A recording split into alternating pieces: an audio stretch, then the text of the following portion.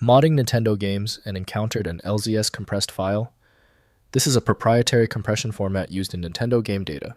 I'm Evan Brooks, Certified Support Engineer, and I'll guide you through extracting and working with these Nintendo LZS compressed archive files. Here's a habit I've developed. I always keep a dedicated third-party file viewer installed. It's perfect for quickly troubleshooting basic LZS file rejection errors. Watch for more info on my top pick. A user, often a video game modder or data miner, encounters LZS files when exploring the game data of Nintendo titles, particularly for the GameCube and Wii. These archives contain compressed game assets like 3D models, textures, or level data, which must be decompressed to be viewed or modified. The LZS format is a binary data stream compressed using a variant of the LZ77 algorithm. Nintendo chose this method to reduce the storage footprint of game assets on optical discs and decrease loading times. The file typically has a small header indicating the compression type and uncompressed size. To ensure best performance with LZS, always start with Nintendo GameCube/Wii system from Nintendo. Windows will not display the file's internal directory without a specific utility. Windows shows only basic file information, so reviewing real content requires game supporting tools. We're testing the system's ability to interpret the file's data block. Right-click the LZS file and click Open With. Test Nintendo GameCube/Wii system first. If it's unavailable, choose another program. The correct tool is key. If the LZS file hasn't opened yet, take a breath. This LZS file requires certain conditions to open properly. To isolate the error, we'll quickly verify these essential details on our checklist.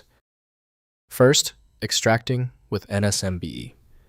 Use specific Nintendo modding tools like New Super Mario Bros. Editor or Game Boy Advance ROM tools that support LZS extraction.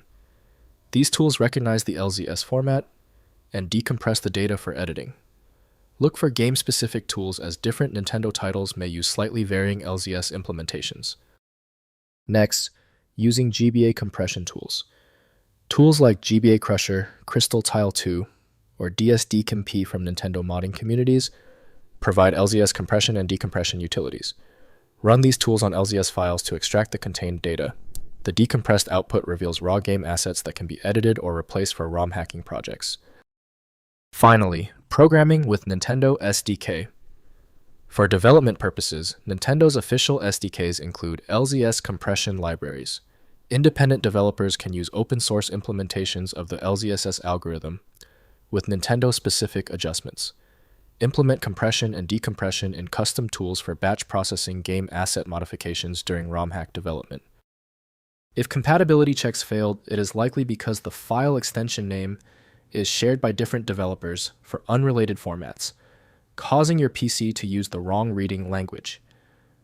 Instead of relying on a label that might be incorrect, you can use a tool that employs smart recognition to try and find a match based on the actual data inside.